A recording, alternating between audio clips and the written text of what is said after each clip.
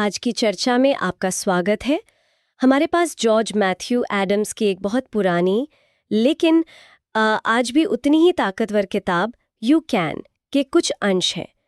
ये कोई जटिल फलसफे की किताब नहीं है, बल्कि एक बहुत ही सीधी और सरल सच्चाई पर आधारित है, जिस पर हर कामयाबी टिकी होती है, आत्मविश्वास। आज हम इस किताब को सिर्फ पढ़ेंगे नहीं, बल्कि इसके जरिए एक मानसिक ढांचा बनाने की कोशिश करेंगे, ईंट दर ईंट। हम शुरुआत करेंगे इसकी नींव से, यानी विश्वास से, और फिर देखेंगे कि हमारी सोच, आदतें और डर से निपटने की कला उस पर कैसे एक मजबूत इमारत खड़ी करती है। हमारा मकसद ये समझना है कि तुम कर सकते हो, इन दो शब्दों में इतनी ताकत कहाँ से आती है। बिल्कुल। और ये देखना काफी दिलचस्प होगा कि 100 साल से भी ज्यादा पुरानी ये बातें आज की इस भागदौड़ और सोशल मीडिया वाली दुनिया में पहले से भी ज्यादा जरूरी क्यों हो गई हैं। ये बातें सिर्फ किताबी नहीं है, बल्कि ये वो औजार हैं जिनसे कोई भी अपनी सोच और अपनी दुनिया को एक नया आकार दे सकता है। तो चलिए इस इमारत की पहली ईंट रखते हैं। ठीक है, तो पहली ईंट है विश्वास। किताब का सबसे पहला और मजबूत संदेश यही है कि हर बड़ी उपलब्धि की शुरुआत विश्वास से होती है। ये कहती है कि सफलता हकीकत बनने से पहले सोच में पैदा होती है। ये सुनने में तो बहुत अच्छा लगता है, पर इसका असल मतलब क्या है? क्योंकि दुनिया में बहुत से लोग हैं जो विश्वास तो करते हैं, पर सिर्फ विश्वास करने से क्या होता है? हाँ, और ये फर्क समझना बहुत जरूरी है। किताब सिर्फ आंख बंद करके विश्वास करने की बात नहीं कर रही। यहां विश्वास का मतलब है गहरी अंदरूनी समझ कि आप सक्षम हैं। देखिए, प्रतिभा और विश्वास में एक बड़ा फर्क है। प्रतिभा एक हाई परफॉर्मेंस स्पोर्ट्स कार की तरह हो सकती है, लेकिन विश्वास उस कार का ईंधन है। बिना ईंधन के सबसे अच्छी कार भी गैराज में ही खड़ी रहती है। वाह, ये एक बेहतरीन एनालॉजी है। मतलब दुनिया के कितने ही प्रतिभाशाली लोग सिर्फ इसलिए पीछे रह जाते हैं क्योंकि उनकी गाड़ी में पेट्रोल ही नहीं है। बिल्कुल, किताब यही कहती है, विश्वास की कमी प्रतिभा को नहीं मारती, वो कोशिश को ही पैदा नहीं होने देती। जब कोई इंसान सच में विश्वास करता है तो उसके फैसलों में डर नहीं बल्कि एक स्पष्टता होती है। वो हिचकिचाता नहीं, कदम उठाता है। उसका हर काम ये चीख चीख कर कहता है कि मुझे पता है मैं ये कर सकता हूं। ये एक बहुत सूक्ष्म पर बहुत शक्तिशाली ऊर्जा है। लेकिन यहाँ एक बारीक सी रेखा है, अहंकार और आत्मविश्वास के बीच। कई बार लोग इन्हें एक ही समझ लेते हैं। किताब इस बारे में क्या कहती है? ये एक बहुत जरूरी सवाल है। किताब इसके लिए सेल्फ ट्रस्ट या आत्मविश्वास शब्द का इस्तेमाल करती है। अहंकार दूसरों को दिखाने के लिए होता है, ये बाहरी है और अक्सर खोखला होता है। ये इस सोच से आता है कि मैं दूसरों से बेहतर हूं। लेकिन आत्मविश्वास अंदरूनी होता है। ये इस सोच से आता है कि मैं कल से बेहतर हूं। ये अपनी ताकत और कमजोरियों को जानने और फिर भी अपनी काबिलियत पर भरोसा करने से बनता है। ये दूसरों से मुकाबला नहीं, खुद पर भरोसा है। और मुझे लगता है कि ये सेल्फ ट्रस्ट सीधे तौर पर इस बात से जुड़ा है कि हम खुद से बातें कैसे करते हैं, है ना? यहीं से शायद विचारों की शक्ति का आइडिया आता है, जो इस किताब का अगला बड़ा स्तंभ है। आपने बिल्कुल सही नस पकड़ी है। किताब कहती है कि हमारे विचार सिर्फ हवा में तैरने वाले बुलबुले नहीं हैं, वो असल में ताकतें हैं जो हमारे माहौल को बनाती हैं। हमारा दिमाग एक बगीचे की तरह है। आप या तो उसमें सकारात्मक विचारों के फूल उगा सकते हैं या फिर नकारात्मक विचारों की जंगली घास को उगने दे सकते हैं। चुनाव हमेशा हमारा होता है। और जो हम बार बार सोचते हैं वही हमारी हकीकत बन जाता है। क्या इसे थोड़ा और खोल सकते हैं? जरूर। सोचिए, अगर कोई इंसान लगातार ये सोचे कि मैं इंटरव्यू में जरूर गड़बड़ करूंगा, तो क्या होगा? उसका दिमाग अनजाने में ही उन सभी वजहों को खोजना शुरू कर देगा जो इस बात को सच साबित करें। वो शायद ठीक से तैयारी नहीं करेगा, उसके हाव भाव में घबराहट दिखेगी और आखिरकार वो सच में इंटरव्यू खराब कर देगा। सही। किताब कहती है कि सकारात्मक सोच साहस पैदा करती है, जबकि नकारात्मक सोच हिचकिचाहट। अपने अंदर की इस बातचीत को, इस इनर डायलॉग को काबू करना ही असल में खुद को काबू करना है। ये बात मुझे बहुत दिलचस्प लगी। इसी से जुड़ा एक और विचार है जो मुझे बहुत गहरा लगा। किताब कहती है कि सफलता कोई ऐसी चीज नहीं है जिसका पीछा किया जाए, बल्कि ये कुछ ऐसा है जो कोई बनता है। ये बनने की प्रक्रिया क्या है? ये थोड़ा एब्स्ट्रैक्ट लगता है। इसे समझने का सबसे अच्छा तरीका एक और एनालॉजी से है। फर्ज कीजिए आप तितलियां पकड़ना चाहते हैं। एक तरीका है कि आप नेट लेकर उनके पीछे भागें। आप शायद एक दो पकड़ भी लें, लेकिन ज्यादातर उड़ जाएंगे और आप थक जाएंगे। ये है सफलता का पीछा करना। और दूसरा तरीका? दूसरा तरीका है कि आप एक खूबसूरत बगीचा बनाएं। आप अच्छी मिट्टी डालें, रंग बिरंगे फूल लगाएं, पानी दें। जल्द ही तितलियां खुद ब खुद आपके बगीचे की तरफ खींची चली आएंगी। ये है सफलता बनना। वाओ! जब आप अपने अंदर अनुशासन, लगातार मेहनत और अपनी भावनाओं को संभालने की काबिलियत का बगीचा तैयार करते हैं, तो अवसर और कामयाबी तितलियों की तरह खुद आपकी तरफ आते हैं। वाह! तो ये शिकार करने जैसा नहीं बल्कि एक बगीचा बनाने जैसा है। मतलब सफलता का पीछा करना ही गलत रणनीति है। That's a powerful thought. तो बाहरी चीजें जैसे पैसा, शोहरत, ये सब उस बगीचे के फूल हैं, जड़ें नहीं। बिल्कुल। जड़ें हैं आत्मानुशासन, अपनी काबिलियत पर गहरा विश्वास और रोज की जाने वाली छोटी छोटी कोशिशें। जब कोई इंसान अंदर से मजबूत और अनुशासित हो जाता है, तो वो सफलता के लिए एक चुंबक बन जाता है। सफलता कोई बाहरी घटना नहीं, बल्कि एक आंतरिक अवस्था का नतीजा है। ठीक है, बगीचा बनाने की बात तो समझ आती है, लेकिन इस बगीचे में अक्सर डर और असफलता के जंगली पौधे भी तो उगाते हैं। ये तो जीवन का हिस्सा है।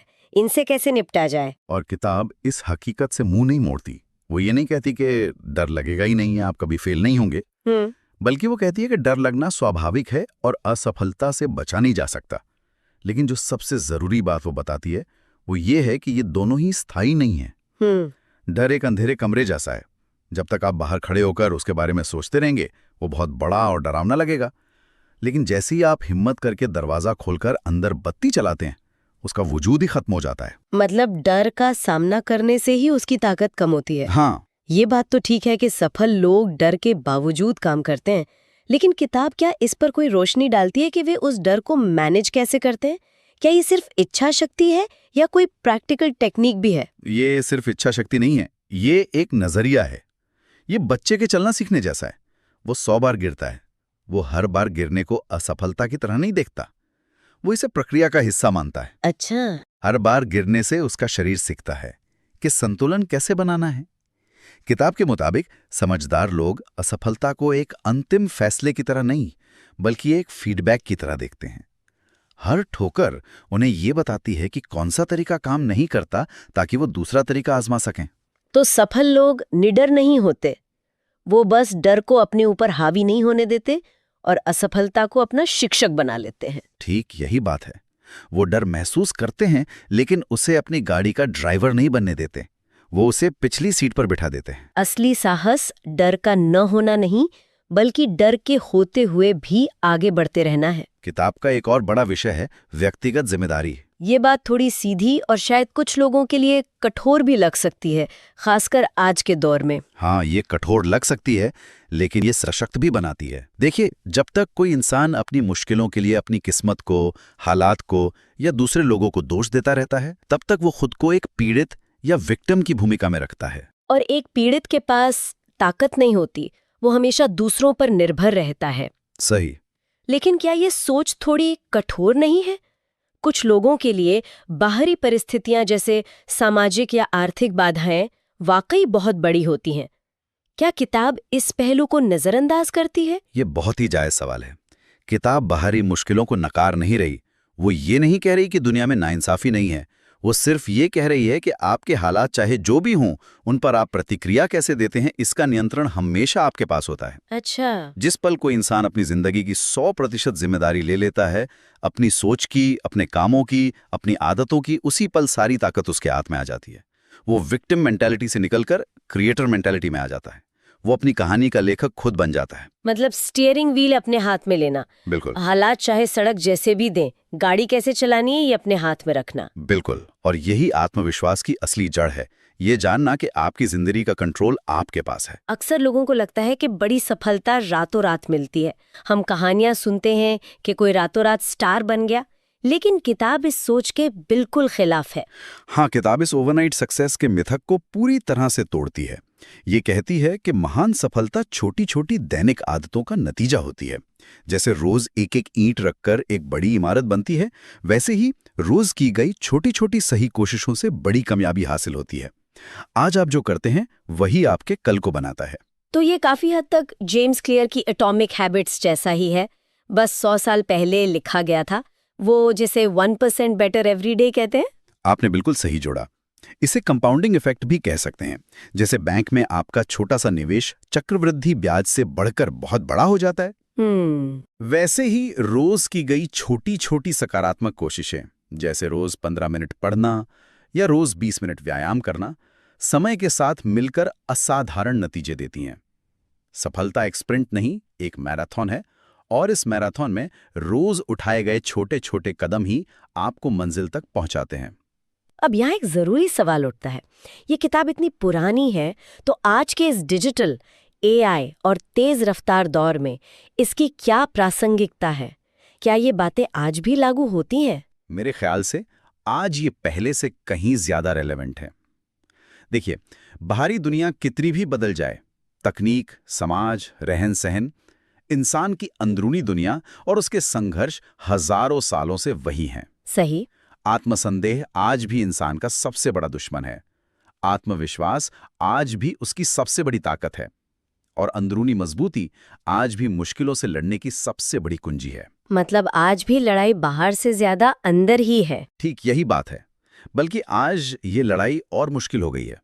सोशल मीडिया पर हम लगातार दूसरों की जिंदगी की हाईलाइट रील से अपनी जिंदगी के बिहाइंड द सीन्स की तुलना करते हैं। इससे आत्मसंदेह और भी बढ़ता है। हाँ, ये तो है। बाहरी मान्यता की भूख पहले से ज्यादा है। ऐसे में ये किताब हमें याद दिलाती है कि असली ताकत का स्रोत बाहर नहीं, हमारे अंदर है। अपनी कीमत दूसरों की पसंद से नहीं, बल्कि अपने आत्मविश्वास से तय होती है। इसीलिए इसका संदेश हमेशा ताज़ा और जरूरी रहेगा। तो इस पूरी चर्चा का सार यह है कि हम जिस मानसिक इमारत को बनाने की बात कर रहे थे, उसकी नींव विश्वास है, उसकी दीवारें हमारी सोच है, और उसे जोड़ने वाला सीमेंट हमारी रोज की छोटी छोटी आदतें हैं। ये किताब सिर्फ पढ़ने के लिए नहीं, बल्कि अपनाने के लिए है। इसका संदेश सरल, ईमानदार और बहुत शक्तिशाली है। खुद पर भरोसा करें और बस आगे बढ़ते रहें। बिल्कुल, और ये याद रखना जरूरी है कि जीवन में मुश्किलें आएंगी, इसमें कोई शक नहीं। मन में शक के बादल भी घिरेंगे और असफलता भी दरवाजे पर दस्तक देगी। लेकिन अगर एक सच्चाई को मजबूती से पकड़कर रखना है, तो वो ये है कि हमेशा बेहतर सोचा जा सकता है, हमेशा ज्यादा मजबूती से काम किया जा सकता है, और हमेशा और ऊंचा उठा जा सकता है, क्योंकि आप कर सकते हैं। जाते जाते एक विचार सोचने के लिए छोड़ते हैं। अगर किसी को अपनी सोच की सिर्फ एक सीमित करने वाली धारणा को बदलना हो, वो एक विश्वास जो उन्हें सबसे ज्यादा पीछे खींच रहा है, तो वो पहली धारणा क्या होगी जिसे बदलने से उनकी संभावनाओं का सबसे बड़ा दरवाजा खुल सकता है?